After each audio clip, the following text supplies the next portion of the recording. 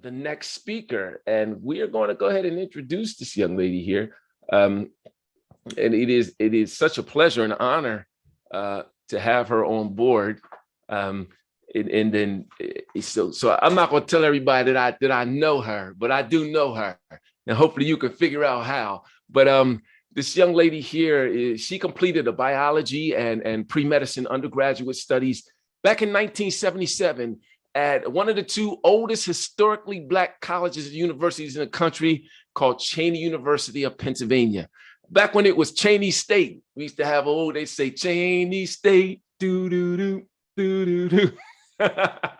But anyway, after graduation, she began her career in the research sciences, and as a research assistant is how she started in spinal and trauma division at the A.I. DuPont Institute in Wilmington, Delaware. And she was there for 14 years. And as a result, Dr. Freeman has contributed to several publications and abstracts and holds several awards, honors, and patents in that arena. And in 1994, Dr. Freeman, she did something that was part of her goal and dream, which is why we want you to hear her talk today. She returned to school. So career was looking great. Everything was wonderful. She returned to school and she graduated and received her medical degree from Temple University School of how do you say it? Oh my goodness. Podiatric?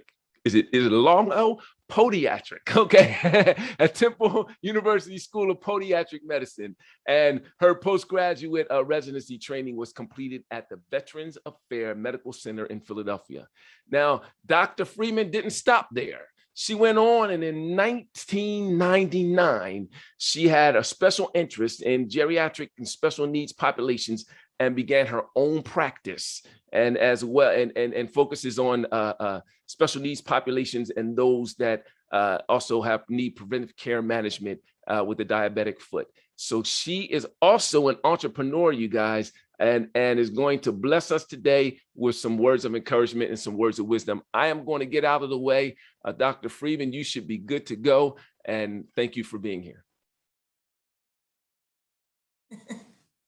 I was saying hello to everyone and thanking you for the opportunity, Dr. Newt, to share my experiences, and I hope to help somebody along the way.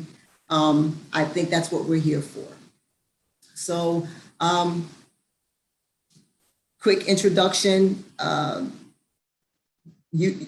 grew up in a place called Media, Pennsylvania, outside of Philadelphia in the 1960s. And all of my parents' friends were either from the church or from the college. So I was exposed to struggles and accomplishments and victories and success on different levels my entire childhood and growing up with my parents. As a teenager, I just told on everybody. I didn't want to get it, so I told. Got to college, finished with a pre-med degree. Major concentration was biology. Minor was chemistry, but I did not go to medical school. And for a few years after that, I regretted it. You know, it was free, but I was tired and I did not go. I thought I missed an opportunity. So as in my bio, it reads that I went on to work as a research assistant in a spinal trauma lab. And there I was the animal surgeon and the manager of the lab. And every semester, students had to come through our lab from Westchester State University to complete their graduation requirements. And all these kids were on their way to medical school. Every semester, I'd see them come in, we develop a research project for them, they would write their paper and move on. In 1993, a young lady named Helen came through the lab, and she was probably about 22 years old. She was going to medical school. And one day we developed her project and we were working, and one day she came in and she said to me, she said, "What are you doing here?" I was like, "What do you mean what I'm doing here? I'm doing here what you're doing here. We're working here." Right? And she was like, "No, you're smarter than this. You should be a doctor." Now, she didn't know anything about me other than what we learned in the lab. She didn't know that I had a pre-med degree. She didn't know that I had always been exposed to college life and education, you know, getting better and being more and all that stuff. She didn't know that. So those words were profound. And I said, I mean, I pondered it for a minute. I remember distinctly, but I was like, girl, I'll be 40 years old before I finish. And she said, you're going to be 40 years old anyway. And I want you to know that 20 years from now, you're going to be more disappointed with what you didn't do than what you did do. Those words changed my life. I'm going to be 40 years old anyway. And I decided right then, when I get to 40, I'm going to be the person I want to be. I'm going to be in the place I want to be, and I'm going to be living the life that I want to live. This life is such an amazing journey, and we get to choose how we want to live it. So don't quit. Not ever, and not now. This slide reminds me of viability and possibility from any hard place. Take note, you guys, the best is yet to come. Obviously, we know that quitters never win. And you can't get there if you don't, if you don't give up, you'll never get there if you give up. So it's not an option. I want to congratulate you now for getting to this place and taking action steps toward your next. But I need to warn you that it's going to be tough. It's going to be difficult. You're going to be challenged every day, over and over again. There'll be things that will make you want to quit. Don't do it. Believe in yourself.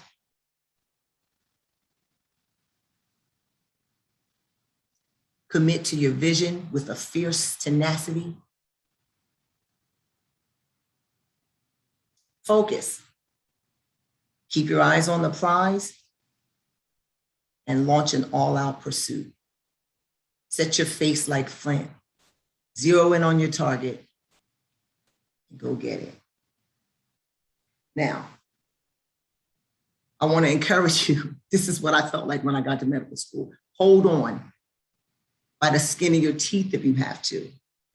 Dig in, be encouraged, be anchored, don't give up. And here's why. Somebody is going to come along to help you. And when you get to where you're going to be able to help somebody else. Two things I think are key. We got to know for sure who you are and why you're doing this. Once you have a sense of who you are, then you can envision what you want to become or who you want to become. In my case, Helen had to point it out to me. But I believe now that as we grow and mature, that's how life is designed. Things are meant to come around to ignite you, excite you, remind you, and encourage you. Got to know who you are. Play to your strengths. Develop your weaknesses. Pursue your passions and avoid your triggers. Your why, as I said before, years from now, you'll be much more disappointed by the things that you didn't do rather than the things that you did.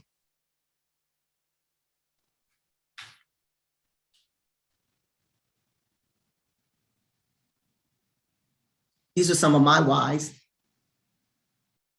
I wanted to make a difference. I think we all do on some level.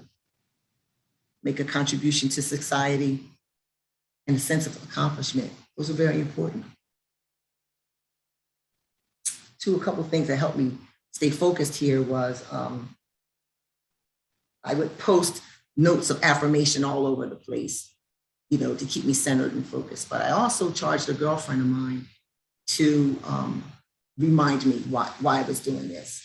So it helped an awful lot to hear somebody echo what was in me and to agree with me. You had to encourage yourself. You must encourage yourself. You'll get there, and it'll be sweet success. Others have gotten there. That means you can get there too. So let's talk about believing in yourself. When all things are possible, when you believe that all things are possible, nothing else matters. We must train our minds like athletes train their bodies. You don't set goals, you don't set records and break records if you don't first believe that you can. Be persuaded. To believe is to be persuaded of the truth or the existence of the truth, and to have confidence that they're in the existence of something true, the reality of something. Believe in yourself. You can do it. You will do it. You have what it takes, and you are enough. Take a deep breath. See yourself at the top. It's going to be great if you don't quit. There are plenty of obstacles in your path. Don't let yourself be one of them.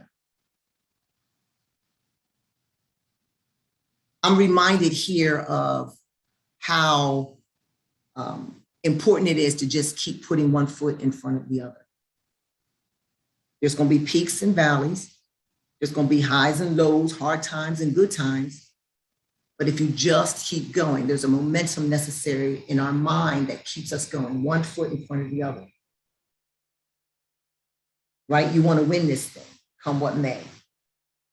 So whether you feel like giving up, whether you feel like you're all alone, and that maybe you just feel like you're just hanging in there, you might even stumble and fall. But what if it's one more step between you and that thing you want?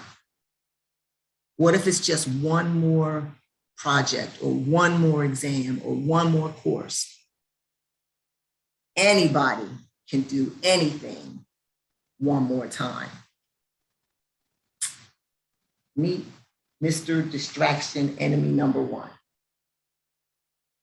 Don't get alarmed. He's only here to remind you to stay focused, to remain, to dig in, be anchored and unmovable, and it's just a distraction. I say the best is yet to come, but you got to know it won't be easy. You will be challenged academically, of course, financially, mentally, physically, and socially. But I'm here to tell you that it's worth it. Keep going. Don't quit.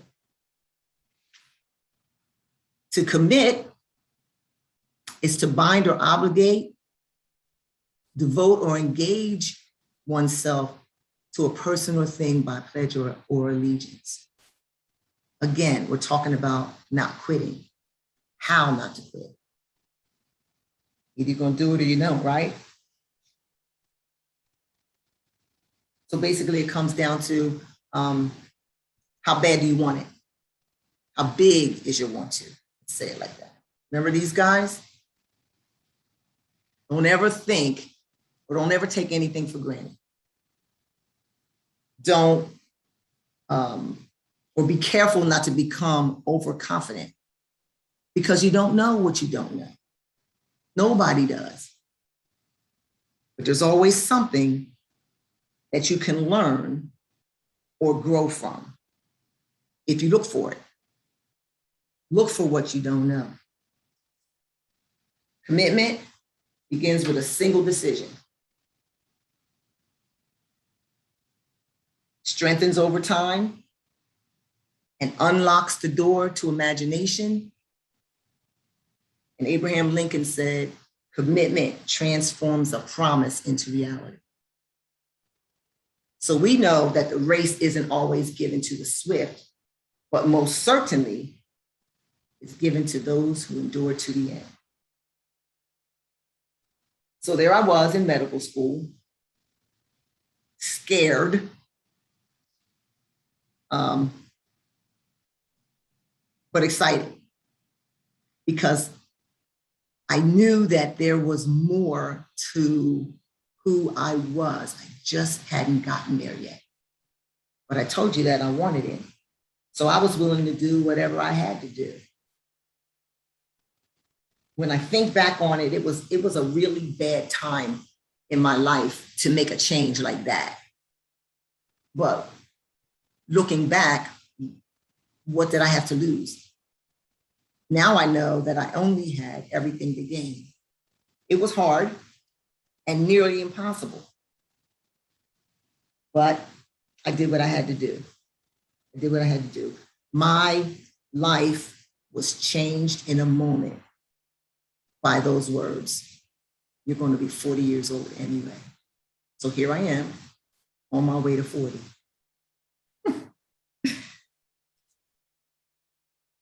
When I tell you how hard it was, I don't have words. I, had sleepless nights. I had a young son. I was raising him alone. I had to make that thing work. I had to study. I had to read material, countless times for comprehension, because I wasn't used to an academic setting. I was used to hands-on. The books were done for what I thought, but I hung in there, and you can too. Progress is hard fought. Now, we know this guy is the greatest of all time. And this is a very famous photo when he defeated Sonny Liston. That's the guy on the ground, for those of you who don't know. This is hanging in my office.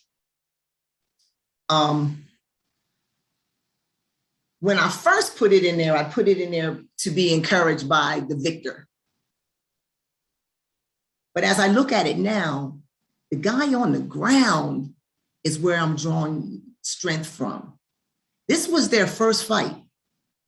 It ended in round 7. This guy came back for fight number 2 that ended in the first round.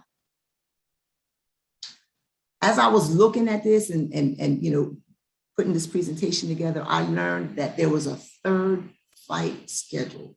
It never happened. I don't know why, but the point I'm trying to make is you may get down.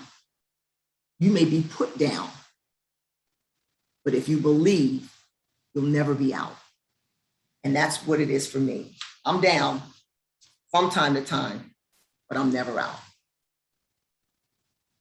Let's talk about winning the day. If you take one day at a time, one exam at a time, one course at a time, one compartment of life at a time, it lightens the load. When the load is lighter, it's easier to lift and more enjoyable. The experience becomes more achievable. And if you celebrate every victory, no matter how small, you are chiseling away at the obstacle between you and your goal and your dream. And all it takes, one step in front of the other, every day. Don't give up. The feeling of achievement is everything. I have such fond memories now of every hard place that I went through because it made me who I am. I often reflect on what it felt like, and I imagine what it would look like had I not endured it. And I want to encourage you here. When you get to the top, when you get to your end, when you get to your dream, when your dream is fulfilled, dream another dream. Of course, we need to focus. We're going to commit, we're going to believe, but we need to focus. And the idea here is to follow one journey, one path, one course until you're successful. It helps you to see your way clear. A couple of years ago, I just threw this in for, I don't know, giggles and kicks. A couple of years ago, I went to Peru and I hiked the Inca Trail to a place called Machu Picchu. The Incans were a civilization a century or so ago. They lived in the Andes Mountains and they had no electricity. They had no, plumbing. They had no sophisticated tools or weapons. They were taken out by, I forget who invaded them, the Spaniards maybe, invaded them. And, they could not fight themselves up. And it's believed that they were wiped out by disease. But the people were wiped out, but the land or their communities and their cities still stand today. I don't remember when they were discovered, I think 1930 or 40 or something like that. But from that day to this, folks are clearing a path so that we can see our way through and see their civilization or see what it was. So here are some pictures of my hike, my 4-day hike to Machu Picchu. I'm standing up now looking down, but they carved steps into the mountain side. And steps go up, right? They take you from one elevation to another elevation. And symbolically, that's what you're doing with your courses. That's what you're doing with your decision to better yourself. You're moving from one level to another level. Well, I thought I was going to die out here. It was cold. It rained. We had to sleep. It was pitch black at night. We had to get to the campsite each day before nightfall.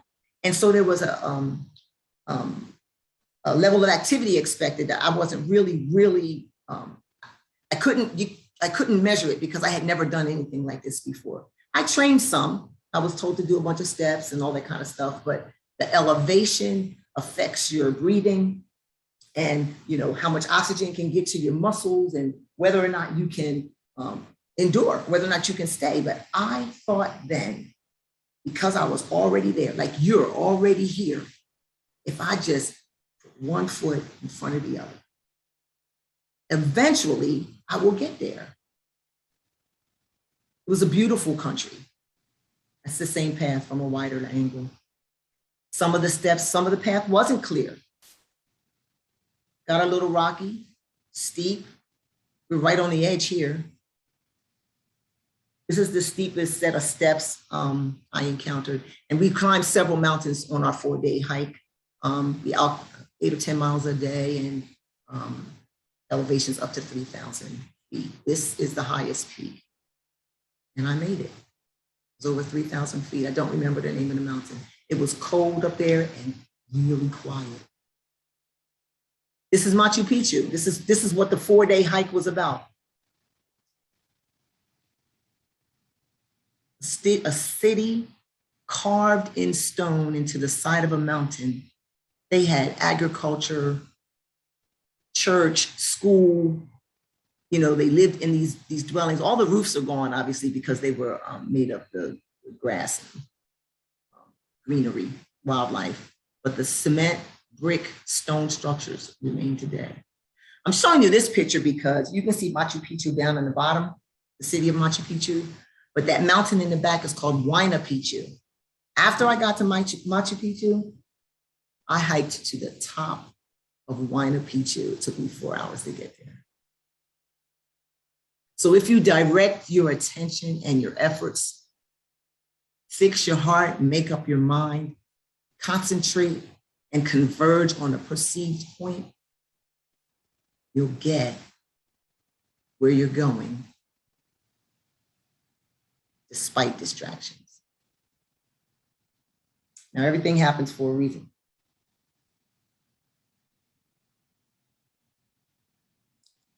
Nothing happens to us. Everything happens for us. And what doesn't kill us makes us strong.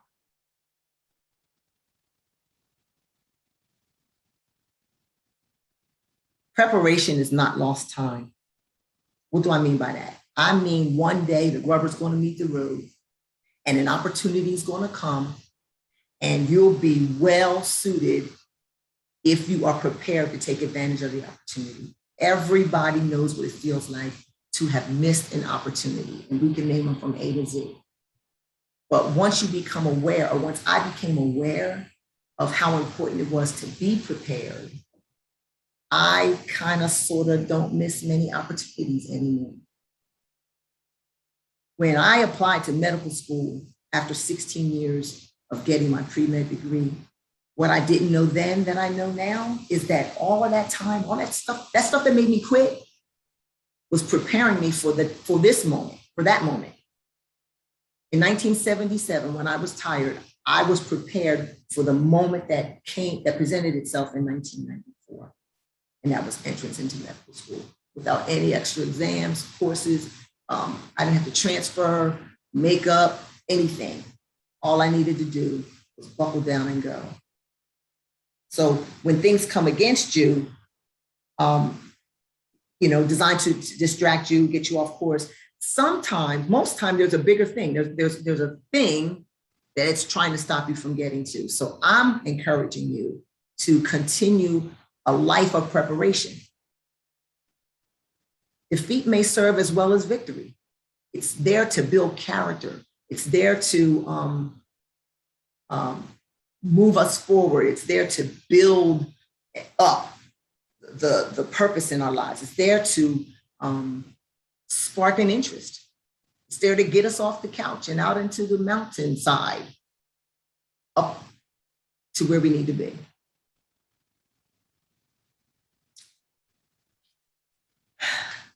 Sometimes you're doing all you know to do. Nothing's working. Nothing's going right. And you're overwhelmed. Everything looks cloudy. You can't see clearly, and you feel like you've lost your way. This is where I go, even today, to be centered. You just need to reevaluate and prioritize. Now, I want you to hear this. This is tricky because what we've been talking about is determination and commitment and sticking to it, believing in ourselves and going for it. But if you become so rigid that you can't bend, then you can't discern the time or the timing of a thing. And that's very important, because you got the strongest asset, or one of the strongest assets we have as people, is the ability to adapt and to change. We've all been through it, right? Just, a year ago through the pandemic. Everything's different. Everything is different. And everybody had to change. So if you get to a place where you need to be centered, then just reevaluate and prioritize. Ask yourself if what is true, if what you are seeing is true.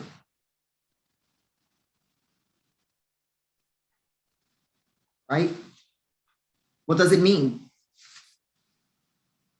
Does it still have meaning? Have you made the wisest decisions? Is it in line with your purpose? I think that might be the most important. Be sure that's still in line with your purpose. And does it still give you peace?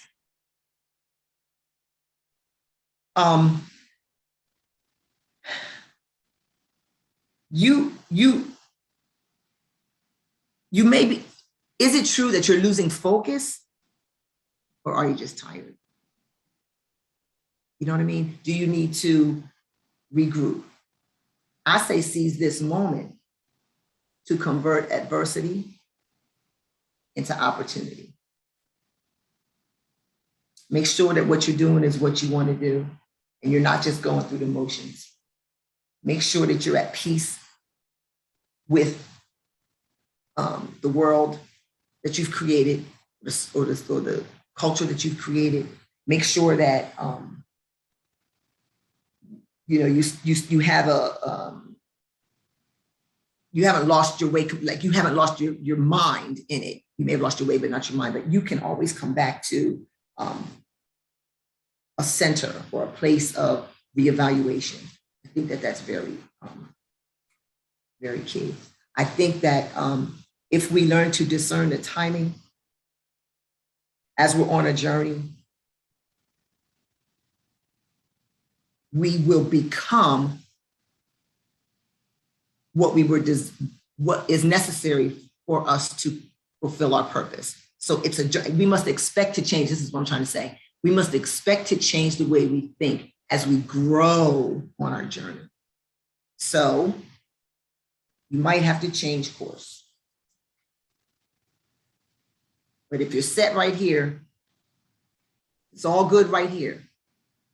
And if it takes a year or 2 years, it doesn't matter how long it takes. If this is good, then you can activate beast mode. And this is where everybody wants to be, because when you get here, lights out. You are going to pursue and take that thing by force. Follow it to overtake it. Chase it down, hunt it down, seek it out, persist, and persevere. They say the class is full.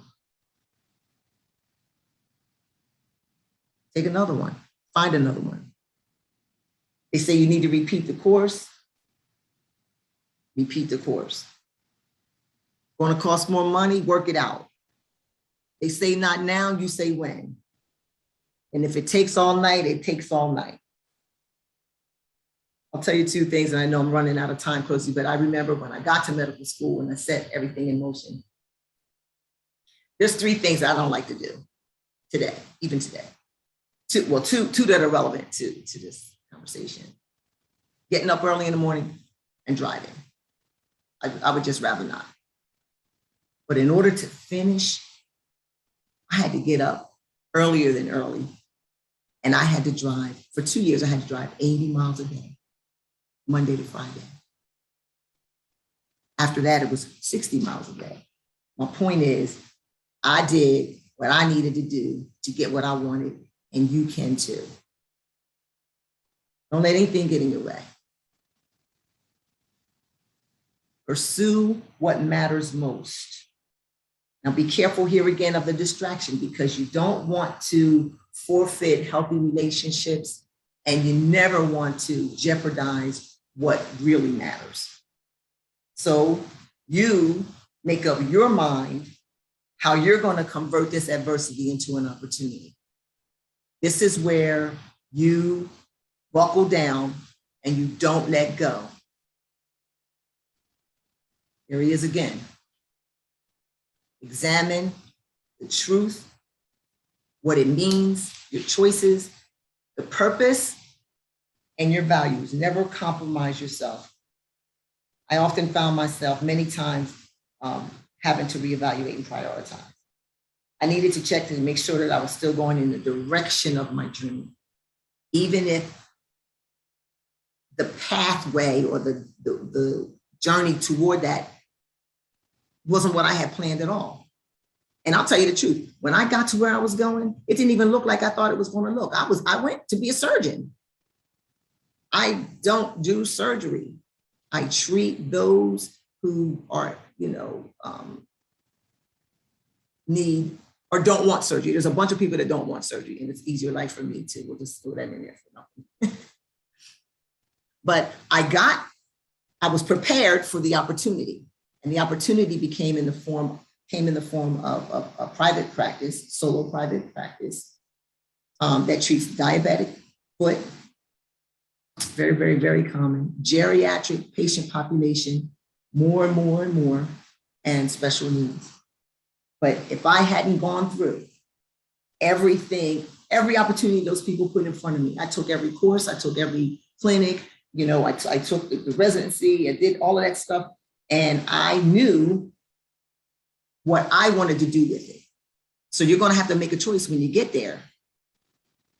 Is this for me? How is this for me? It's a better way to put it. Utilize every resource. We're here to help you guys. We want to see you succeed. And, you know, it may take a couple of us. And one day, like I said earlier, you're going to be one who helps another. Choose your companions wisely. Iron sharpens iron. People are in your life for a reason or a season. I know you've heard this before. Everybody can't go where you're going, but everybody can help you get there in one way or another, because there's a life lesson to be learned in every situation. You will learn what you should do or could do. You will learn what not to do, as well as what to do. Don't give up. Don't give in. Don't forfeit your future.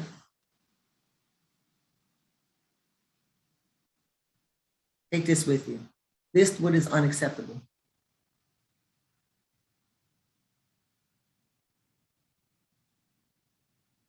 I can't read that. What's it say? Identify what must be let go.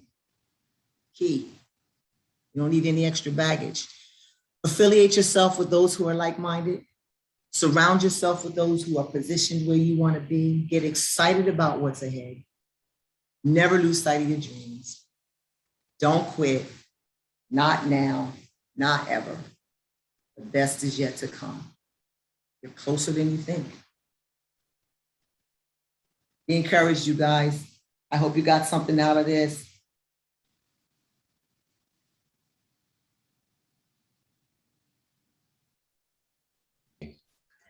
Outstanding, outstanding. We like to thank Dr. Miller for her, excuse me, I'm calling you Dr. Miller, Dr. Freeman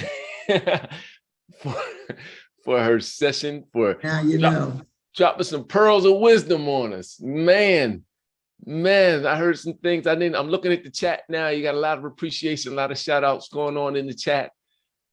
Excellent, excellent. Some folks are inspired. Shaquisha, you got hand claps going on. Thank you very much. I love those pictures, Machu Picchu. That is like a dream of mine. I would love to see that city.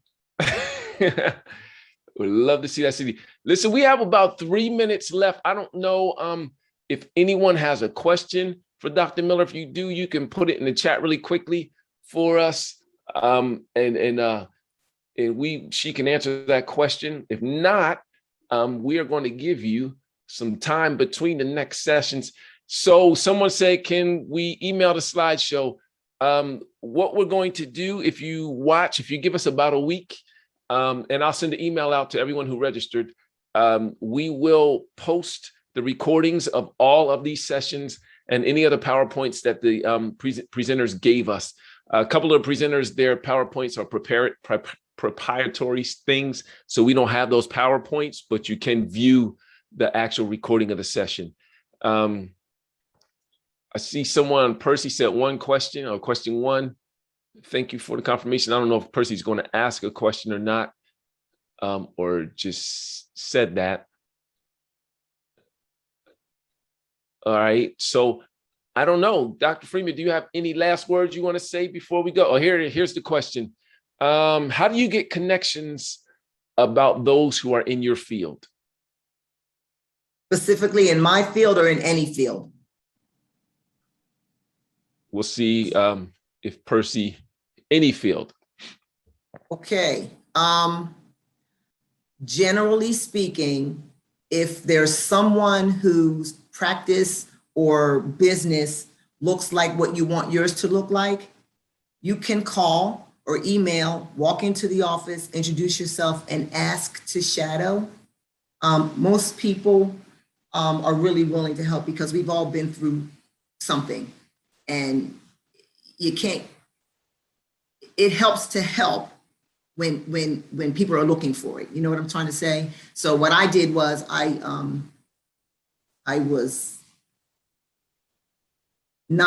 there are societies I wasn't connected to. That's another way you can do it. There are medical societies, education societies, fraternities and sororities and things like that. People can connect you if you just reach out. I don't know that it's that. I don't know if there's a system to it.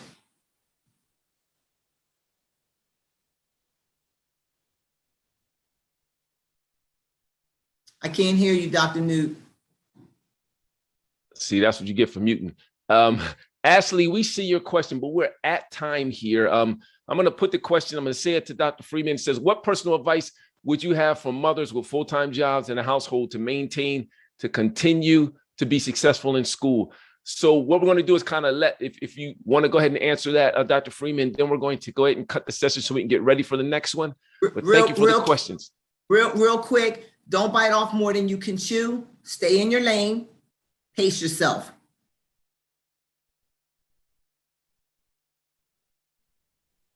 Love it. Don't bite off more than you can chew. Stay in your lane and pace yourself. Fantastic job. I wish we were in the room so we can give you a applause. I'm just going to give you a round of applause right here. Thank you very much for your time. So to all the participants, again, I went ahead and pasted in the chat.